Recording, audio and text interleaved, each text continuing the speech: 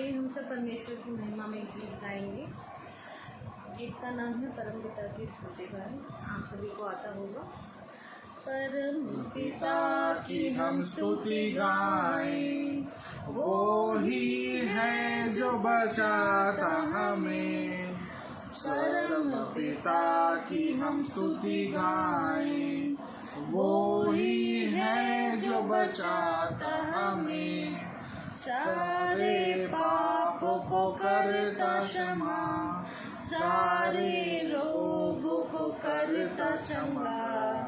परम पिता की हम स्तुति गाएं, वो ही है जो बचाता हमें। धन्यवाद दें उसके आसनों में, आनंद से आए उसके चरणों में। संगीत गा के खुशी से मुक्ति चट्टान को जय ललकारें। परम पिता की हम स्तुति गाएं, वो ही है जो बचाता हमें। वही हमारा परम पिता, तारस खाता है सर्व सदा। परम पिता की हम स्तुति गाएं, वो ही है जो बचाता हमें। पूरब से पश्चिम जितनी दूर, उतनी ही दूर किए हमारे गुनाह। परम पिता की हम स्तुति गाएं, वो ही है जो बचाता हमें। आइए हम और दूसरा गीत गाएंगे। एक गीत और परमेश्वर की हजूरी में। आशीष तुमसे चाहते हैं हे स्वर्गीय पिता, हम आते हैं। आशीष तुझसे चाहते हैं हे स्वर्गीय पिता, हम आते हैं। ना कोई खूबी ना ही लियाकत, बख्शो हमको अपनी ताकत। ना कोई खूबी ना ही लियाकत, बख्शो हमको अपनी ताकत। खाली दिलों को लाते हैं हे स्वर्गीय पिता, हम आते हैं। आशीष तुमसे चाहते हैं हे स्वर्गीय पिता, हम आते हैं। हमने बहुत खताएं की हैं, रहे निकम्मे जफाएं की हैं। हमने बहुत खताएं की हैं, रहे निकम्मे जफाएं की हैं। शर्म से सिर झुक जाते हैं, शर्म से सिर झुक जाते हैं हे स्वर्गीय पिता, हम आते हैं। आशीष तुमसे चाहते हैं हे स्वर्गीय पिता, हम आते हैं। तुम हो शक्तिमान प्रभु जी, दया भी है अपार प्रभु जी। तुम हो शक्तिमान प्रभु जी, दया भी है अपार प्रभु जी। स्तुति हम सब गाते हैं, स्तुति हम सब गाते हैं हे स्वर्गीय पिता, हम आते हैं। आशीष तुमसे चाहते हैं हे स्वर्गीय पिता, हम आते हैं। धन्यवाद देते हैं प्रभु को। और मेरा नाम शैलेंद्र इफ्राहिम है और मैं छिंदवाड़ा से बिलोंग करता हूँ। मेरी पत्नी नेहा इफ्राहिम है। आज जो है हम वचन का प्रचार करने वाले हैं और मैं अपनी लाइफ में पहली बार जो है फेसबुक लाइव के माध्यम से वचन प्रचार कर रहा हूँ और पहली बार जो है मैंने जो है वचन प्रचार कर रहा हूँ, तो हो सकता है मुझसे कुछ गलतियाँ हो जाए, तो प्लीज़ मुझे माफ़ कीजिएगा।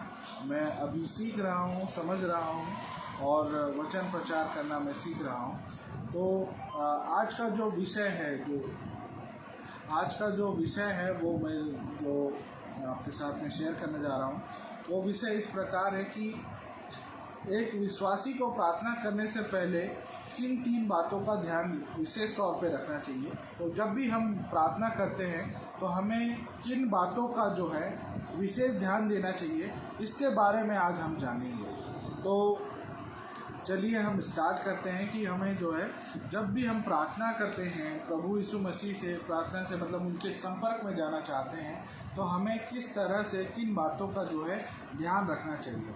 सपोज टू भी अगर मैं बात करूं कि मुझे अगर किसी व्यक्ति को कॉल करना है या किसी व्यक्ति से बात करनी है, तो किन बातों का जो है हमें ध्यान रखना होता है। जैसे कि हम किसी व्यक्ति को फ़ोन लगाते हैं तो कभी जो है हमारा फ़ोन लग जाता है, कभी नहीं लगता है, कभी स्विच ऑफ रहता है, या कोई व्यक्ति को जब हम फ़ोन करते हैं तो आउट ऑफ कवरेज एरिया रहता है ना। इस तरह से जो है हमें जो है मोबाइल के माध्यम से ये पता चलता है ना। तो उसी तरह से जब भी हम एक कम्युनिकेशन होता है हमारा उस व्यक्ति से, कभी जो है हम डायरेक्ट जो है हमारा फ़ोन लग जाता है ना, बात हो जाती है।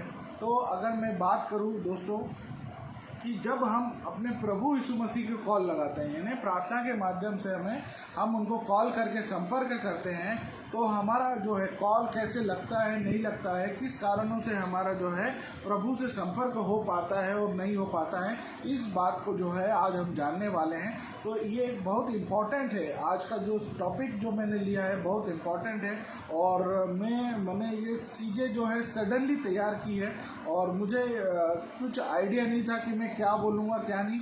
आज जो भी मैं बोलने जा रहा हूँ मुझे अंदर से बहुत नर्वस फील भी हो रहा है, डर भी लग रहा है, पर मैं कैसे करूँगा, क्या करूँगा, वो मुझे काफ़ी अजीब सा लग रहा है।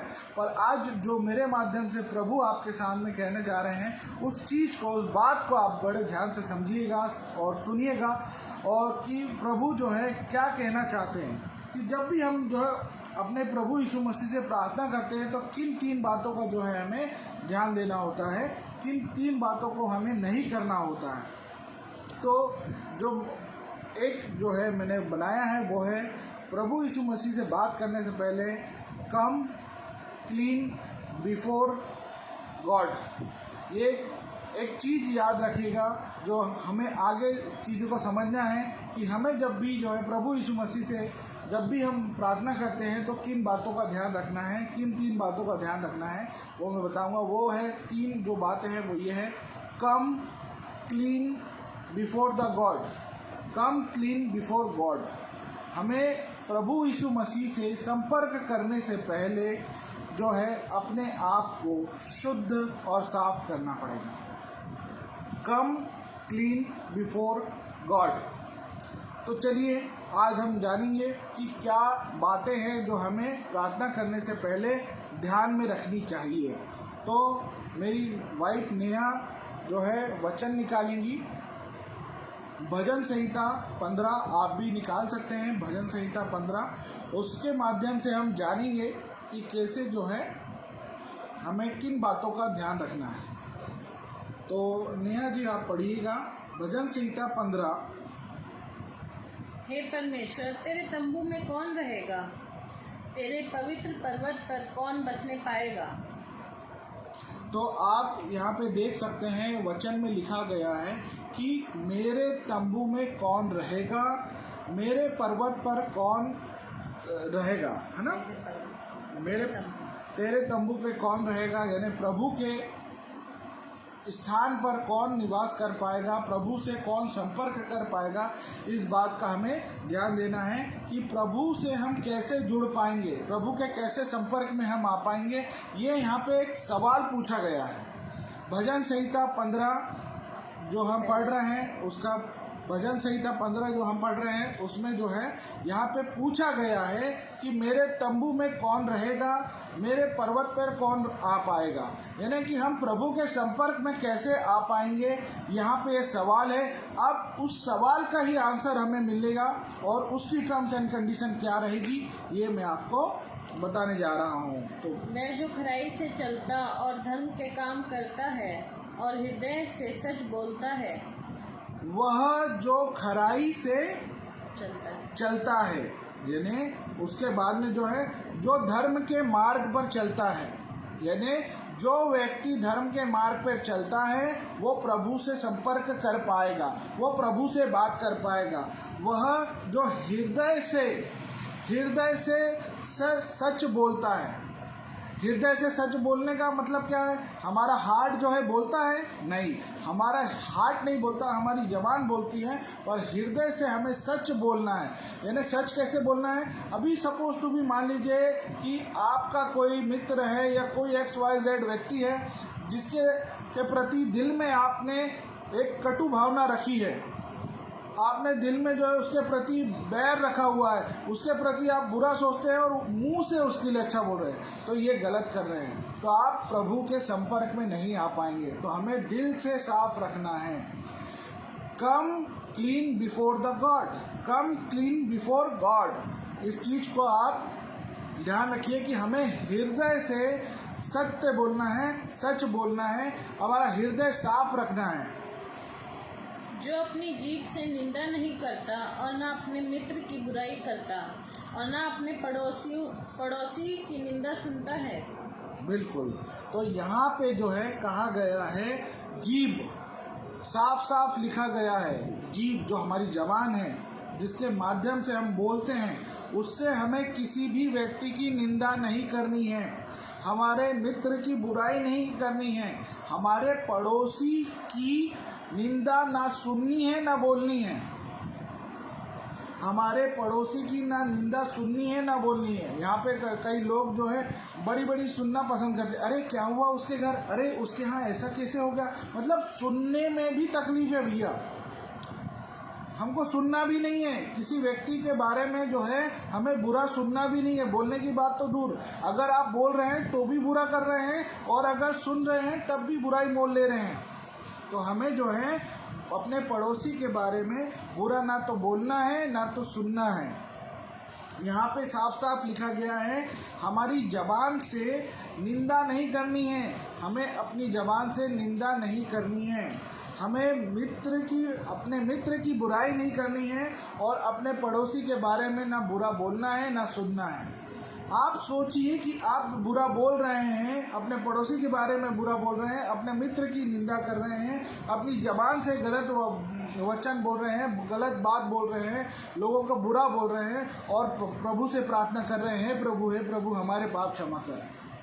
प्रभु कैसे आपके पाप क्षमा करेगा? जब आप इस तरह से जो है गलत काम करेंगे तो प्रभु आपके पाप कैसे क्षमा करेगा? आप प्रभु के कैसे संपर्क में आएंगे? कम क्लीन बिफोर गॉड, कम क्लीन, हमें अपने मन से साफ करना है, तन से नहीं साफ करना है, हमें अपने मन से साफ होना है और तभी हम जो है प्रभु के संपर्क में आ पाएंगे, तभी हमारा जो है कनेक्शन प्रभु तक कॉल हो पाएगा। मैं जिसकी दृष्टि में निकम्मा मनुष्य तुच्छ है और जो यहोवा के डरवैयों का आदर करता है, जो शपथ खाकर बदलता नहीं, चाहे हानि उठानी पड़े। बिल्कुल, यहाँ पे साफ साफ लिखा गया है जो यहोवा के डरवैयों का आदर करता है। यहोवा के डरवैये कौन? जो प्रभु का वचन प्रचार करते हैं, जो प्रभु का आदर करते हैं, प्रभु के जो लोग होते हैं, प्रभु के जो सेवक होते हैं, हमें उनका आदर करना है। यहाँ पे साफ साफ लिखा गया है हमें उन व्यक्तियों का आदर सम्मान करना है ना। अक्सर हम जाने अनजाने में अरे ये पास्टर ऐसा है, ये पास्टर वैसा है, और हम जो है इस तरह से बुराई करते हैं और फिर हम हे प्रभु करके प्रार्थना करते हैं। तो कितना जो है गलत काम हम करते हैं। उनकी सज़ा, अगर वो गलत करें तो उनकी सज़ा प्रभु उन्हें देगा, पर आप गलत बोल के अपने पाप बढ़ा रहे हैं। तो हमें अक्सर जो है यहोवा के डरवैयों का आदर करना है। हमें जो वचन प्रचार कर रहे हैं, जो प्रभु के मार्ग में चलते हैं, जो प्रभु के सेवक हैं, हमेशा उनका हमें आदर और सम्मान करना है। और उसके बाद में क्या लिखा हुआ है? जो शपथ खाकर बदलते नहीं, चाहे हानि उठानी पड़े। अक्सर हम जो है किसी को प्रॉमिस कर देते हैं, हम कुछ शपथ खा लेते हैं। हम प्रभु के मार्ग में भी शपथ खा लेते हैं कि प्रभु हमारा अगर अच्छा होगा तो मैं ये करूँगा, प्रभु मैं अच्छा दान डालूंगा, प्रभु मैं ये करूँगा, प्रभु अगर मेरे साथ में ये होगा तो ये करूँगा। हम प्रभु को जो है प्रभु की शपथ खाते हैं, हम किसी लोगों की जो है शपथ खाते हैं कि मैं जो है इस तरह से करूँगा। पर क्या होता है, हम किसी कारणवश जो है वो नहीं कर पाते और भूल जाते हैं। तो हमें जो है किसी भी कंडीशन में, हाउ एनी कंडीशन पे हमें पलटना नहीं है और वो शर्त को क्या करना है? शर्त को क्या करना है? शपथ को खाकर चाहे हानि भी उठानी पड़े, चाहे हानि भी उठानी पड़े। हम जो अगर शपथ खाते हैं या हमने किसी को प्रॉमिस किया है तो उसे हाउ एनी कंडीशन पूरा करना है, चाहे हमें हानि क्यों ना उठानी पड़े। यहाँ पे साफ साफ लिखा गया है, क्योंकि प्रभु के तंबू में, प्रभु के पर्वत में वही लोग जा पाएंगे, प्रभु के संपर्क में वही लोग आ पाएंगे जो धर्म के मार्ग पे चलता है, जो हृदय से सत्य बोलता है, जो अपनी जबान से किसी की निंदा नहीं करता है, जो अपने मित्र की बुराई नहीं करता है, पड़ोसी की ना निंदा सुनता है ना निंदा करता है ना। तो यहाँ पे जो है वही लोग प्रभु के संपर्क में आ पाएंगे, प्रभु के भवन में जा पाएंगे, प्रभु से मिल पाएंगे। तो यहाँ पे जो है हमें, अगर हमने किसी को प्रॉमिस किया है, चाहे वो प्रभु हो या कोई और हो, कोई व्यक्ति हो जिसे अभी हमने प्रॉमिस किया है, हाउ एनी कंडीशन, चाहे आपकी हानि क्यों ना हो जाए, आपको वो पूरा करना है। तभी आप प्रभु से मिल पाएंगे, प्रभु के संपर्क में आ पाएंगे। जो अपना रुपया ब्याज पर नहीं देता और निर्दोष की हानि करने के लिए घूस नहीं लेता है। यहाँ पे क्या लिखा हुआ है? ब्याज, ब्याज इन द सेंस, है ना, क्या होता है? इंटरेस्ट। आप ध्यान दीजिए इस शब्द को कि प्रभु क्या कहना चाहता है। यदि आप किसी व्यक्ति को ब्याज पे पैसा देते हो या ब्याज पे पैसा रखा हुआ है, ब्याज लेते हो, तो वो गलत है। आपका इंटेंशन क्या है? आप क्या चाहते हैं? आप किसी को अगर कुछ पैसे देना है तो आप उसे वैसे पैसे दीजिए, और नॉर्मली 2-3 महीने बाद जब भी आपका वो हो तो आप उनसे पैसा लीजिए, पर ब्याज नहीं लेना है, ना ब्याज देना है ना लेना है। यहाँ पे साफ साफ जो है इस तरह से लिखा गया है। और घूस लेना है और ना देना है, यहाँ पे जो है साफ साफ लिखा गया है। आप सोचिए कि गलत काम कर रहे हैं, हम घूस ले रहे हैं, घूस दे रहे हैं, किसी को रिश्वत दे रहे हैं और ले रहे हैं, दे रहे हैं, तो उससे और उसके बाद में जो है हम प्रभु से प्रार्थना भी करेंगे, हे प्रभु हमारे पाप को क्षमा कर। पाप करते भी जा रहे हैं और क्षमा भी मांगते जा रहे हैं, तो ये गलत है। हमें जो है, हमें कम क्लीन बिफोर गॉड, ये फॉर्मूला हमें याद रखना है। हमें अपने आप को, मन को शुद्ध करना है, तभी जाके हमारा जो है प्रभु से संपर्क हो पाएगा, तभी हम प्रभु से मिल पाएंगे। तो आप घूस ले रहे हैं, घूस दे रहे हैं, तो एक गलत काम कर रहे हैं, तो आप कैसे जो है प्रभु के संपर्क में आ सकते हैं? आप अपने पड़ोसी की बुराई कर रहे हैं तो कैसे प्रभु के संपर्क में आ सकते हैं? आप अपने कलीग के बारे में बुरा बोल रहे हैं, आप अपने चर्च के बारे में बुरा बोल रहे हैं, आप अपने पास्टर के बारे में बुरा बोल रहे हैं, तो कैसे आप प्रभु के संपर्क में आ सकते हैं? कैसे आपका कनेक्शन प्रभु तक कनेक्ट हो पाएगा? तो हमें ये काम नहीं करने हैं। उसके बाद में मैं आपसे निवेदन करूंगा नेहा जी कि आप यूहन्ना उसका 3 अध्याय उसकी 21वीं आयत पढ़ेंगे, 21वीं आयत से 22वीं आयत तक। परंतु जो सत्य पर चलता है वे ज्योति के निकट आता है, ताकि उसके काम प्रकट हो कि वे परमेश्वर की ओर से किए गए हैं। इसके बाद जो यहाँ पे क्या लिखा हुआ है? जो कुछ हम मांगते हैं, यूहन्ना 3 उसका 21, जो हम मांगते हैं वो हमें मिलेगा। यहाँ पे साफ साफ लिखा गया है कि आप जो मांगते हैं वो आपको मिलेगा, पर दोष ना लगाना। हमारे मन में दोष नहीं होना चाहिए। एक बार फिर से पढ़ दीजिएगा। परंतु जो सत्य पर चलता है वे ज्योति के निकट आता है, ताकि उसके काम प्रकट हो और प्रकट हों कि वे परमेश्वर की ओर से किए गए हैं। नहीं, ये 21 यूहन्ना 3 उसका 21 था।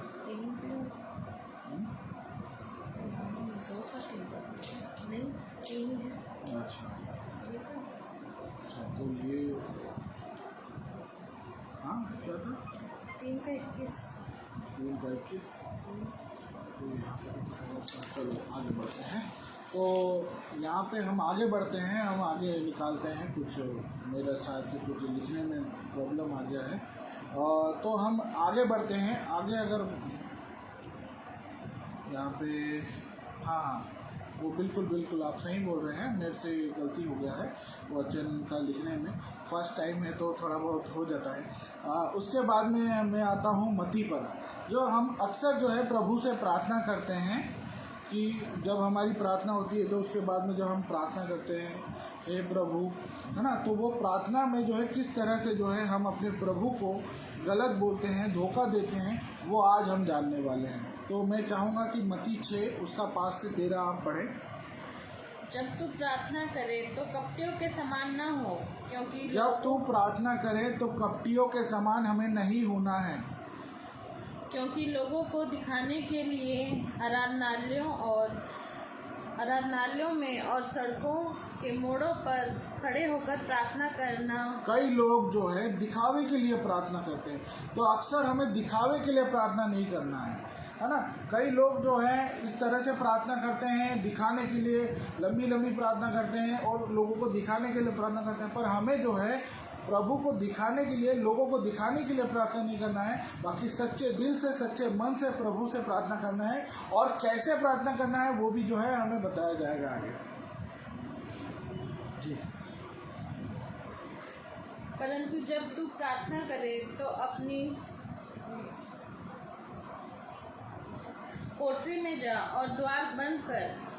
अपनी कोठरी में जा और द्वार बंद कर। यहाँ पे जो है साफ लिखा गया है कि प्रार्थना करने के लिए अपने एकांत में जाना है, हमें एकांत में जाना है और ध्यान पूर्वक जो है प्रार्थना करना है ना। ध्यान से प्रार्थना करना है एकांत में, जहाँ पे आपको डिस्टर्बेंस ना हो और आप प्रभु के कांटेक्ट में आ सकें, प्रभु के संपर्क में आ सकें। द्वार बंद करके अपने पिता से जो गुप्त में है प्रार्थना कर, तब तेरा पिता जो गुप्त में देखता है तुझे प्रतिफल देगा।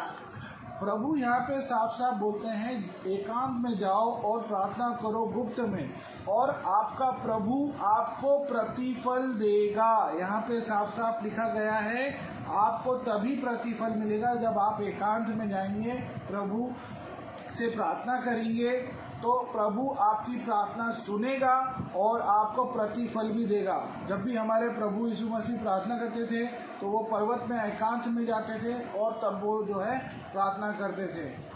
प्रार्थना करते समय अन्य जातियों के समान बकबक ना करो, क्योंकि वे समझते हैं कि उनको बहुत बोलने से अधिक। यहाँ पे जो है साफ लिखा गया है कि हमें जो है अन्य जातियों की तरह बक नहीं करना है। यहाँ पे साफ लिखा हुआ अन्य जातियों की तरह बक ना करें। साफ लिखा हुआ है कि हमें अन्य जातियों की तरह बक नहीं करना है और कम शब्दों का प्रयोग करके, अच्छे शब्दों का प्रयोग करके प्रार्थना करनी है। इसलिए तुम उनके समान ना बनो, क्योंकि तुम्हारा पिता तुम्हारे मांगने से पहले ही जानता है। बिल्कुल, तुम्हारी क्या क्या आवश्यकताएं हैं। हमारा जो पिता परमेश्वर है वो सब कुछ जानता है कि हमारी क्या ज़रूरतें हैं, हमें क्या चाहिए। वो आपके मांगने से पहले ही वो चीज़ें फुलफिल कर देता है। जैसे मेरी एक बच्ची है, मैं भी उस बच्ची का पिता हूँ, तो मुझे मालूम है मेरी बच्ची अभी बोल नहीं पाती, मुझे पता है कि मेरी बच्ची की क्या नीड है, उसको क्या चाहिए, उसको डायपर चाहिए, उसको खिलौने चाहिए, उसको जो भी चीज़ें चाहिए, उसका पिता सब कुछ उसके मांगने से पहले, उसके बोलने से पहले वो सारी चीज़ें फुलफिल कर देता है। तो वैसे ही हमारा आत्मिक पिता परमेश्वर जो है हमें मांगने से पहले ही हमारी हर चीज़ें फुलफिल कर देता है और वो हमें देता है।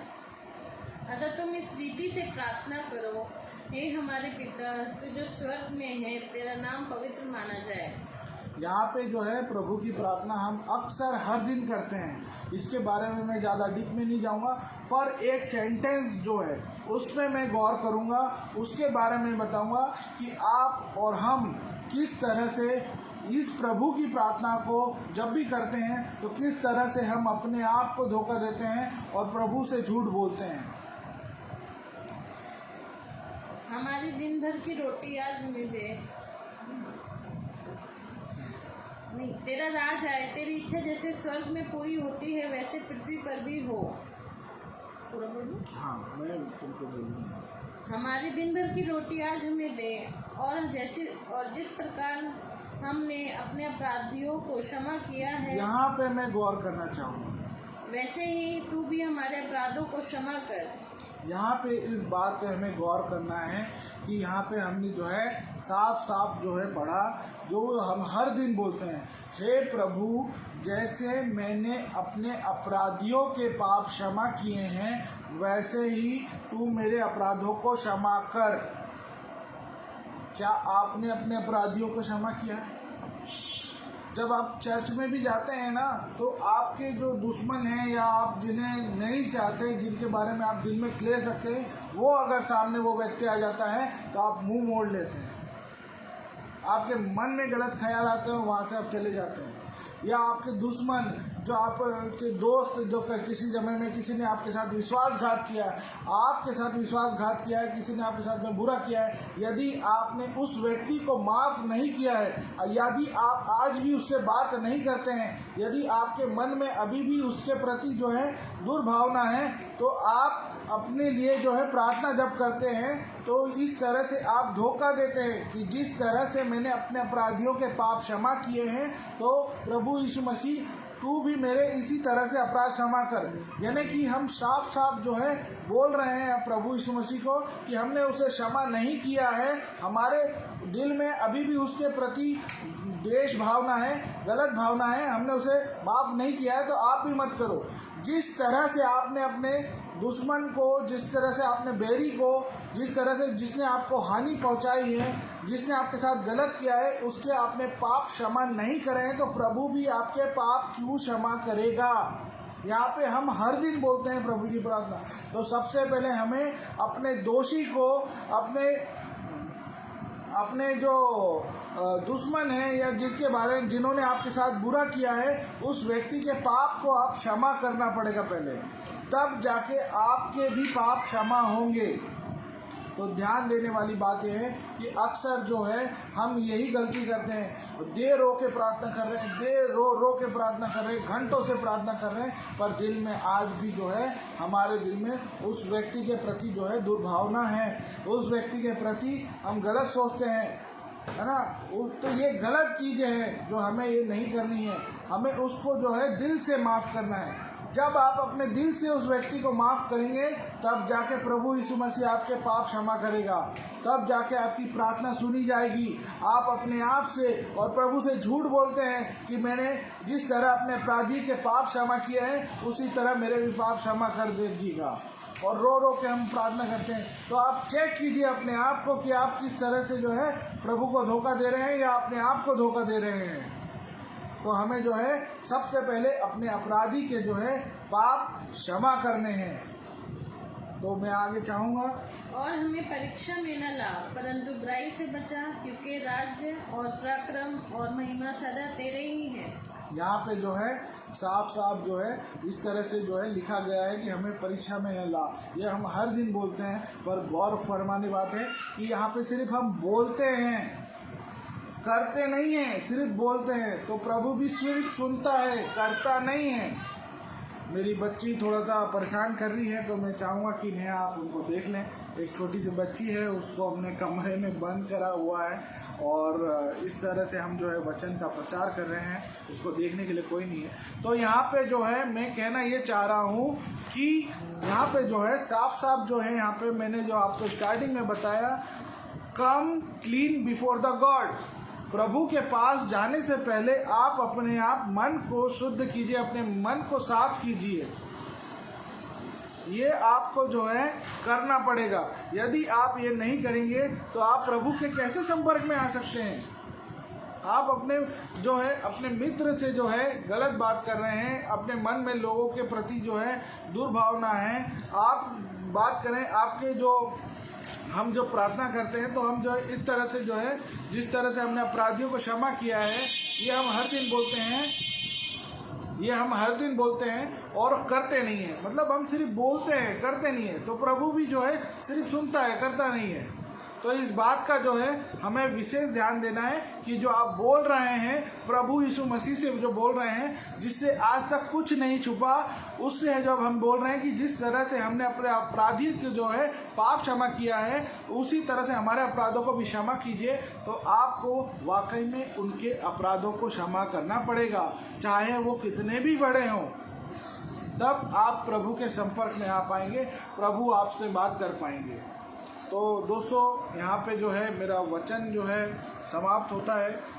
हो सकता है कुछ गड़बड़ी हो तो प्लीज़ मुझे माफ़ कीजिएगा। ये लाइफ में मेरे पहली बार इतना वचन बोला है, लाइव आया हूँ। इसके मैं दूसरी इंडस्ट्री में काम करता हूँ जहाँ पे बोलना होता है, पर वचन का प्रचार जो है मैंने अपनी लाइफ में पहली बार किया।